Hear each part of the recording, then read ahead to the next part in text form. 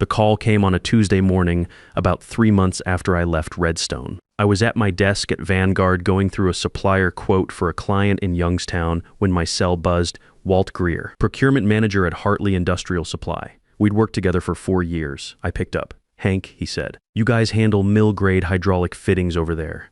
"We do," I said. "What size run are you looking at?"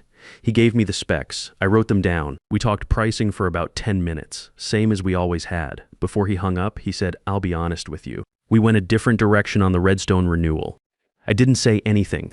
3 missed deadlines on the pricing side, he added. "In 1 quarter, I'm sorry to hear that," I said. "And I meant it. Don't be," Walt said. Then he was gone. I set the phone down and looked out the window at the Vanguard yard. Trucks moving. A forklift unloading a flatbed near the east gate. Business running like it was supposed to. That phone call was the moment I understood how it all shook out. But to explain what it meant, I have to go back to the meeting that started everything. My name is Hank Decker. I'm 54 years old. For 6 years, I managed the key accounts that kept Redstone Equipment Solutions running in western Pennsylvania. Steel mills, fabrication plants, industrial suppliers all across the Rust Belt. My territory ran about $42 million in annual contracts. Hartley Industrial was the biggest at $11 million a year. Copeland Fabrication was next. Then border states, a handful of mid-size operations, and about a dozen smaller accounts I'd built from scratch. I knew every procurement manager by name. I knew which ones wanted a phone call and which ones wanted an email. I knew which plants ran skeleton crews on Fridays and which ones would have a supervisor on the floor at 6 a.m. on a Saturday if a shipment came in wrong. That knowledge takes years to build. You can't download it. You can't put it in an onboarding document. Redstone's CEO, Neil Pruitt, knew that. He told me directly, about 2 weeks before the meeting, that the regional sales director role was mine, not officially, not in writing. Just the 2 of us after a client call. "The board knows who's been carrying this region," he said. "It's going to be you, Hank." I didn't ask for it in writing. Looking back, maybe I should have. The morning of the promotion meeting, I drove in early. The conference room looked out over the loading yard. Neil sat at the head of the table. Nadine Holloway from HR sat beside him, folder open. The numbers on the agenda were my numbers. 6 years of my work sitting in a printed report on that table. Neil started going through the region's performance. $11 million with Hartley, the Copeland renewal. Border states contracts running through Q3. He nodded as he read, like he was proud of it. I waited. Then the door opened. No knock. Gloria Pruitt walked in, Neil's wife. She had no official role at Redstone, no title, no seat on the board. But she was in that room like she owned it, because in every way that actually mattered, she did. Neil's shoulders went stiff. Nadine set her pen down. Gloria didn't sit. She looked at Neil and said it flat. The board already signed off. That position is going to Iris. Nobody spoke. Behind Gloria stood Iris Pruitt. Their daughter, 26 years old, MBA from a good school, 0 field experience. She gave a small nod, not arrogant, exactly, just certain. The way people look when they've been told their whole life that the room was going to adjust around them. Gloria added, almost as an afterthought, "We're calling it a transitional leadership role. Good opportunity for fresh perspective. Transitional, that was the framing. A word chosen to make a family decision sound like a business strategy." I looked at Neil. He was looking at the table. Nadine glanced at me once. Quick. She understood exactly what had just happened. 6 years of regional growth, the strongest numbers in company history, and the decision had been made before any of us walked into that room. I thought about pushing back. Part of me wanted to, but I looked around and saw clearly that nobody in that room was waiting to hear my side. So I nodded once. Looked at Iris, said congratulations.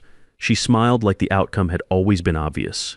Neil looked relieved that there wasn't a scene. Nadine stopped writing. I picked up my notebook, stood up, and walked out. By the time I reached my desk, one thing was clear. Redstone had made their decision. Now I needed to make mine. The next morning was a regular morning, phones, sales reports, the dock humming outside. I showed up at 7:30, answered emails, caught a pricing error a junior rep had sent to a supplier in Allentown, fixed it before it became a problem. Word travels fast in a company like Redstone. By lunch, 3 coworkers had come by my desk.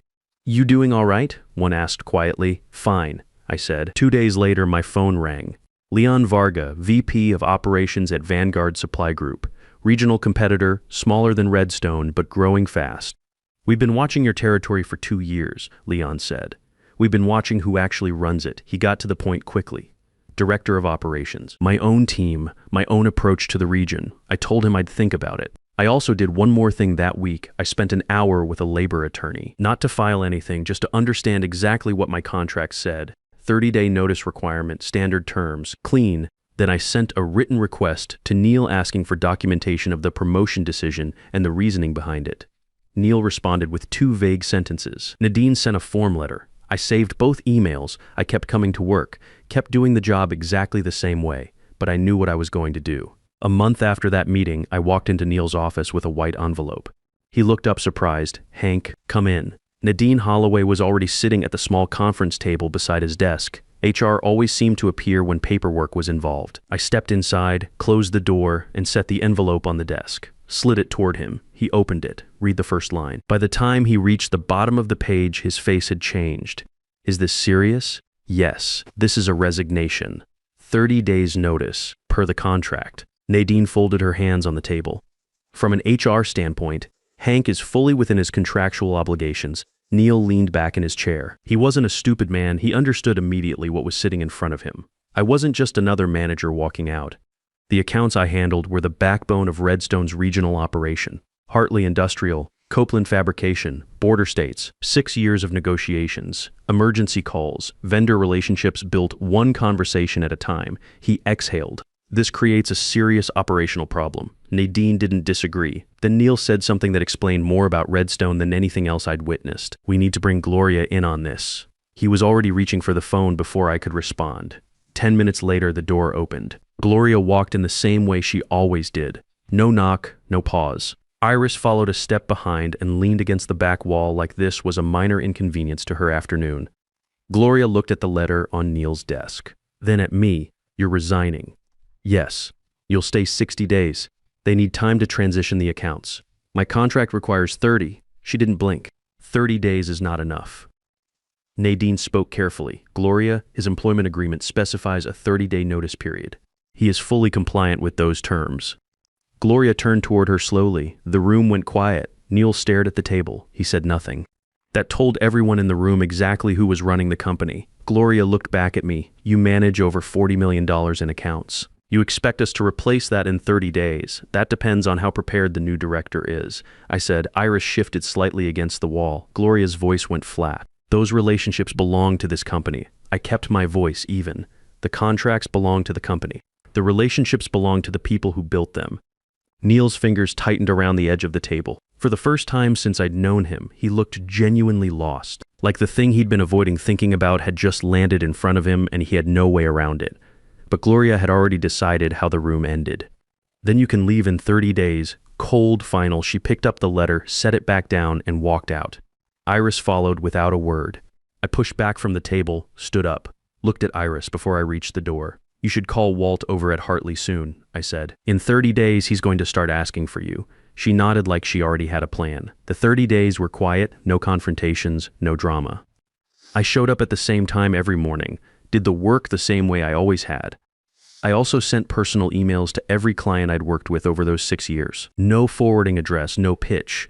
Just, "It's been a privilege working with your team. Thank you for 6 years of trust." Every word of it above board. I'd checked with the attorney. The responses came back fast, warmer than I expected. Iris started making her rounds with the major accounts during my second week of notice. One afternoon, she stopped by my desk and asked how I usually handled a delivery dispute with a particular regional supplier.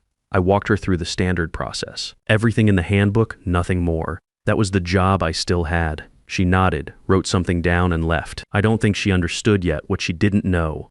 A few days later, a client I'd worked with for 3 years called me directly after his first call with Iris. He didn't say anything negative. He just asked, "Are you still on the account for a few more weeks?" "I am," I told him. "Good," he said. Then a pause. "Hank, when you land somewhere, let me know." I thanked him and moved on. The last real moment I remember from those 30 days happened in the 3rd week. Iris had scheduled a call with Hartley Industrial, their first direct conversation. Walt called me the same afternoon. "She seemed organized," he said carefully. "Good," I said. "She had a slide deck." I didn't respond to that. "Hank," Walt said after a moment, "who built the Hartley account?" "It was a team effort," I said. Walt laughed, short and quiet. "Sure it was." He thanked me and hung up. That was the last time we spoke before I left Redstone. On my last Friday, I packed up my desk. A coffee mug, a notepad, a small calendar I'd had for 3 years. Not much to show for 6 years, but I'd never been someone who decorated an office. I walked past Neil's door on the way out. He was at his desk staring at his monitor. He saw me, gave a slow nod. I nodded back and kept walking. Vanguard was a smaller operation, but it ran clean.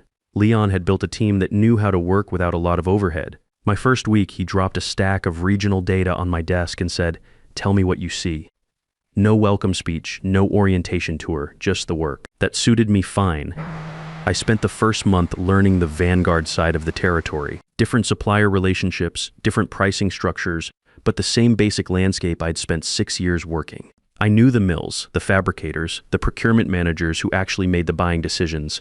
I knew what they needed before they asked for it. Leon stopped by my office at the end of my 3rd week and asked how I was settling in. "Good," I said. "Any names on your radar?" "A few," I said. "Give it some time." He nodded and left it there. That was one of the things I appreciated about Vanguard. Nobody pushed. They hired people they trusted and then let them work. What happened next at Redstone, I didn't find out all at once. It came in pieces, the way news usually travels in this industry. A comment here, a phone call there, bit by bit, the picture filled in. The first thing I heard was about Hartley. Walt called me about 3 months after I left Redstone. That was the call I described at the start. He needed hydraulic fittings, quoted. We handled the business. Then before he hung up, he mentioned the Redstone renewal, the 3 missed pricing deadlines, the decision Hartley had already made. I told him I was sorry to hear it. "Don't be," he said. After that call, I sat for a minute and thought about Iris. She wasn't a bad person. She was 26, had a graduate degree, and had been handed a territory she'd never worked a day in. She walked into accounts where the relationships had been built over years, with people who already had a vendor they trusted, and she showed up with a slide deck and a title. That's not a recipe for success. That's a setup, but it wasn't my call to make. It never was. The Copeland fabrication news came through a different channel. A supplier contact I'd known for a few years mentioned it in passing during a call about something else. Copeland had cut their projected order volume by about 35% heading into their next renewal discussion. They hadn't walked yet, but they were pulling back. In industrial supply, that's usually the first step before a full exit. Border states started redirecting a handful of emergency orders to another distributor. Not the whole account, just the urgent stuff. But in this business, when a client stops trusting you with their emergencies, the rest of the relationship follows slowly behind. Leon heard some of it through his own network. One afternoon, he stopped in my doorway and said, "Sounds like your old territory is having a rough quarter." Sounds like, I said. He didn't push further. Leon wasn't the type. By month 5, several of Redstone's major contracts had either been lost, reduced, or were flagged as at risk heading into renewal cycles. It wasn't that everything collapsed overnight. It was that multiple accounts hit their renewal windows at the same time, and Iris didn't have the relationships to hold them. The total exposure across those contracts added up to most of the region's annual revenue, close to $42 million when you counted the accounts that had already moved and the ones that were leaning toward the exit. The board started asking questions. From what I pieced together later, one of the independent board members requested an internal audit after looking at the Q3 revenue numbers. The numbers didn't match the projections Neil had given the board earlier in the year. When they started pulling on that thread, they found other things. They reviewed internal communications going back to the month before the promotion meeting. What they found was a chain of emails between Gloria and 3 board members. She had contacted them individually before the vote, not in an official board session, framing Iris as the right candidate and the transition as already decided. One of the board members had forwarded those emails to the audit committee without telling anyone. That was the violation.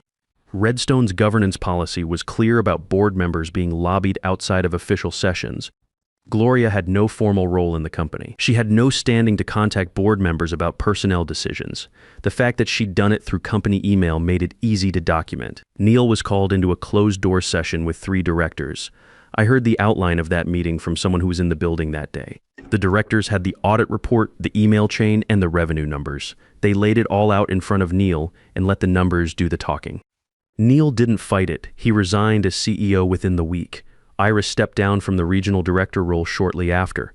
I don't think she had much choice. She hadn't caused the problem intentionally, but she had been placed in a role she wasn't ready for, and the results were in the reports. Gloria was removed from any advisory involvement with the company. No formal title, no access to board communications, no attendance at leadership meetings. The board made it clear that what had happened was a governance failure, and they weren't interested in letting the conditions that caused it continue.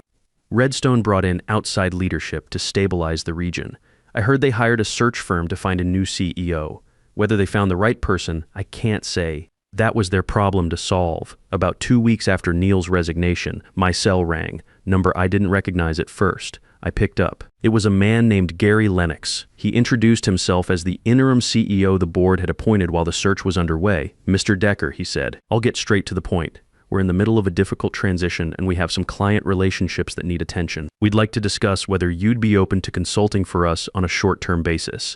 I listened to the whole thing. He was professional about it. Laid out what they were looking for, the timeline, what they thought they needed. When he finished, I said I appreciate the call, Gary. I genuinely wish Redstone well.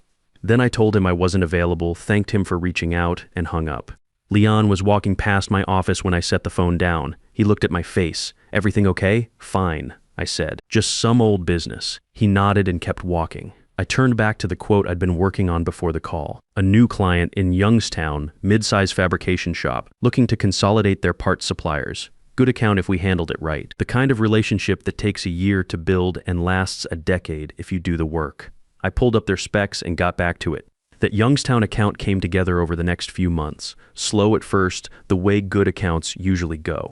A few calls, a site visit, some back and forth on pricing and delivery windows. By the time we signed the agreement, it felt solid, the kind of account you can build on. Leon stopped by my office one morning about 6 months into my time at Vanguard. He had a trade report in his hand, set it on my desk without saying anything. I looked at the headline, Redstone Equipment Solutions, Southwest Pennsylvania region. Revenue down sharply year over year. Contracts lost or under review. The article mentioned leadership changes and a difficult transition period. Leon leaned against the doorframe. You see this? Just now, I said. He watched me for a second. How do you feel about it? I thought about that. The honest answer was that I didn't feel much. Not satisfaction, not relief. More like when you solve a math problem you already knew the answer to.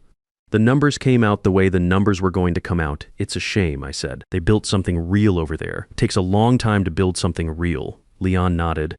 You ever think about what would have happened if you'd stayed? Sometimes, I said. I would have spent the next 2 years watching the accounts walk out one at a time, trying to hold things together while someone else made the calls. And in the end, the result would have been the same, except I'd have been stuck in the middle of it. Leon picked the report back up. Some companies think the relationships live in the CRM system, he said. I know, I said they find out the hard way. He left and I went back to work. A few weeks after that, Walt called again. Routine business, a parts order, the usual back and forth. Before he hung up, he said, We're expanding the Youngstown facility next year. Going to need a reliable supplier on the equipment side. Talk to me when you're ready, I said. Already am, he said. That was how it worked, not dramatic. Not a big moment, just a phone call about parts that turned into something bigger because the trust was already there. I've been at Vanguard 2 years now. The Western PA territory we run is smaller than what Redstone had in its prime, but it's growing clean. Good clients, solid supplier relationships, a team that knows how to handle a problem without waiting to be told what to do. I don't talk about Redstone much. People in the industry know what happened. They've drawn their own conclusions. What I do think about sometimes is that morning in the conference room. Neil at the head of the table, Nadine with her folder, the door opening without a knock, and Gloria walking in like the decision had already been made because it had. The thing is, I don't blame Iris. She was handed something she wasn't ready for and nobody told her the real cost of that. She'll figure it out eventually, find her footing somewhere, build her own track record. That's how it's supposed to work. I don't even blame Neil, not entirely. He made a choice to keep peace in his house and it cost him his company. That's a trade he made and he'll live with it. Most men in his position would have done the same. What I think about is the moment I walked out of that building on my last Friday. The parking lot was quiet. A light rain coming down. I sat in my truck for a minute before I started it. I wasn't angry. That's the part people don't expect when I tell this story. I was just clear about what the job had been worth and what it hadn't. Clear about where I was going. Clear that 6 years of work doesn't disappear because someone puts a different name on the office door. That clarity was worth more than any promotion they could have given me. I started the truck and drove to my new job. If you've spent years doing good work and watched someone else get handed what you earned, you know exactly how that conference room felt. And if you've ever wondered whether staying quiet and doing the right thing actually matters in the end, I hope this answers it. It doesn't always work out fast. It doesn't always look like justice when it happens, but the work you put in and the trust you build don't belong to the company that signed your paycheck. They belong to you. They go where you go. Do the work, know your worth, and when the room stops being worth your time, know when to stand up and walk out of it. That's the whole thing right there.